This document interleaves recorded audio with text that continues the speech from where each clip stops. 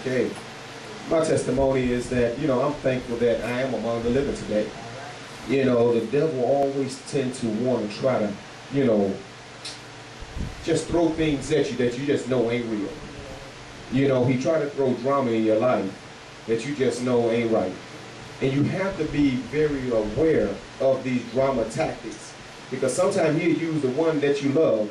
He'll use somebody that you have never seen before. He'll use someone that you haven't seen in a long time. He have a tendency to do things and to present things to you that just ain't right. So whether it's in school and you feel that somebody's pressing you and pushing buttons the wrong way and trying to persuade you to do things that you know is not God sent, don't worry about it. Whether it's at work, whether it's in the household, don't worry about it. Let God deal with it in your life. Because if you allow God to deal with it, if you turn over to the Lord and God speak upon it to you, and he lets you know in your heart what's right and what's wrong, then it's going to be all right. But see, you got to do something about it in order to make it right. Amen? Amen. Don't just accept anything, because God didn't create you to have just anything or to accept anything in life. God made you to be a prized possession of his own.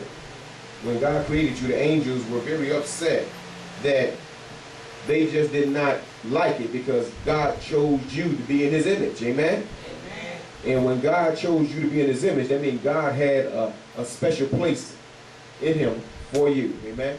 So understand that you have a special place in God's home, in God's arms. God is holding you tighter than he's holding anybody else. God gave his only begotten son for you. Now who else would do that?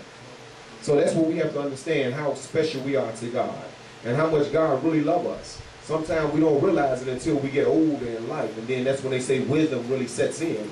But you can obtain those things as you learn the way. In other words, you have to learn day by day to actually challenge yourself, to know yourself, to know your weaknesses and your strength, to know that God is not pleased with everything you do, but there's a lot of things you do God is absolutely happy with. But we have to make sure that the things that we're doing that are not right and are of God, that we change up on those things and get better in life. Because that's when people look at us and they see a reflection of his image. Amen?